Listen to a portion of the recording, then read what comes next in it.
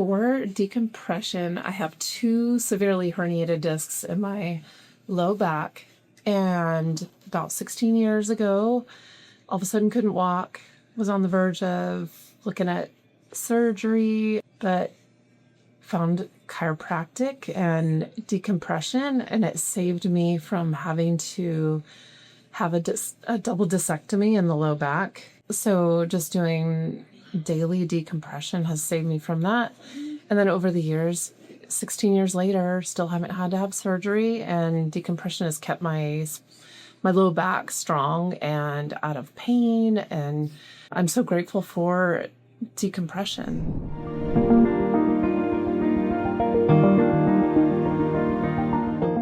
Before decompression, I was, at the end of the day, just feeling, sometimes some pain going down the back of my leg a little bit. Decompression has just felt more, given me more flexibility, less pain in the mornings, less stiffness, and I feel like I can move better. I'm working out better. I'm still lifting weights, and it just keeps that motion in there that has helped be able to live without pain in that low back like I was having before.